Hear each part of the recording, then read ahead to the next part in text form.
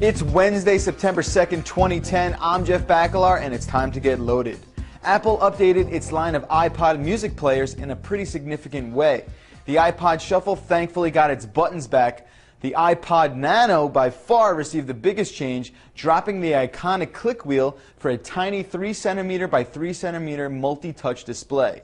The iPod Touch now comes with a high-resolution Retina display from the iPhone 4, a front-facing camera for FaceTime calls, and HD recording on the rear. The iPod Classic remains unchanged from last year's model at 160 gigabytes. The new iPods are available for pre-order now and ship next week. Steve Jobs also announced new updates to iOS. Starting next week, iOS 4.1 will fix the proximity sensor issues, but also allows for HDR photography. That means the iPhone 4 will now take 3 images in rapid succession at various exposures to pull in detail from highlights and shadows. iOS 4.1 also brings along Game Center, which is Apple's gaming social network, along with iTunes Ping, which is Apple's new social network for music sharing and discovery. That functionality is also built into iTunes 10.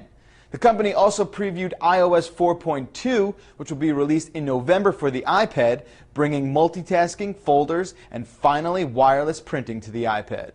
Apple's one last thing moment was a drastically different Apple TV. Previously, Apple TV allowed users to store movies and music in the device's hard drive, but the new hardware does away with all of that. Instead, now it's a streaming-centric device which can play movies, TV shows, and music streamed over your home network. It can also stream Netflix titles. In addition, you can now rent movies for $4.99 or TV shows for just 99 cents. The new Apple TV will retail for only $99. In some non-Apple news, Microsoft has released Windows Phone 7 to OEMs so that they can complete their enhancements and customizations to the new mobile operating system in time for the holidays. However, there's no specific dates on when these models will be released. The FCC has unfortunately struck another blow to net neutrality by delaying action on new rules that would subject wireless networks to the same net neutrality rules as wired connections. Now, this is all after Verizon and Google struck together a framework that most advocates of net neutrality viewed as a significant blow to the movement.